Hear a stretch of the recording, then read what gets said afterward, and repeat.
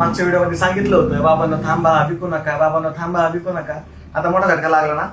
तर ज्यांनी ज्यांनी पेशन्स ठेवला मार्केटमध्ये ते पैसे प्रॉफिट कमवून गेले आणि आता मार्केट वर जायला सुरुवात झाली. ठीक आहे. आता इथून पुढचे कंडिशन काय, 1,53,500 पर्यंत सोनं चालू आहे सध्या लाईव्ह आणि 2,60,000 रुपये चांदी लाईव्ह सध्या चालू आहे. ठीक आहे. आता इथून पुढचं काय करायचंय की 1,53,800 ज्या वेळेस सोन्यामध्ये क्रॉस होईल, एक दिवस त्याच्यावर मार्केट टेकायला पाहिजे. 1,53,800 क्रॉस झाला, 1,56,000 पर्यंत सोन्याचं टार्गेट आहे आणि चांदीचं 2,62,000 क्रॉस झाला तर 2,74,000 पर्यंत टार्गेट आहे.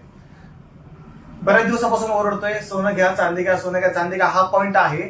सोनं जेव्हा सोनं 1,50,500 पर्यंत आलं होतं त्यावेळेस पण सांगितलं होतं हा पॉईंट आहे, सोनं खरेदी करायची आहे, चांदी पण खरेदी करायची आहे, मार्केट वर जायला सुरुवात होणार आहे. ठीक आहे. 12 तारखेपर्यंत मार्केट पॉझिटिव्ह आहे, मागच्या व्हिडिओमध्ये पण सांगितलं होतं.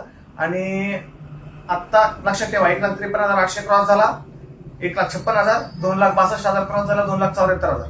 ठीक आहे. अशा दररोज आता याच्यामध्ये काय होणार की बरेच जे वीक हँड्स जे थोडक्यात घाबरलेले मार्केटला ते प्रॉफिट कमवून बाहेर पडणार मार्केटच्या. ठीक आहे. पण स्मार्ट लोक अजून प्रॉफिट कमवण्यासाठी थांबणार आणि आपल्याला होल्डच करायचे, अजून पण आपल्याला होल्डच करायचे. आणि असेच अॅक्युरेट डेली अपडेट पाहिजे असेल तर आताच फॉलो करायचे, कारण मोठा मूव अजून बाकी आहे. धन्यवाद.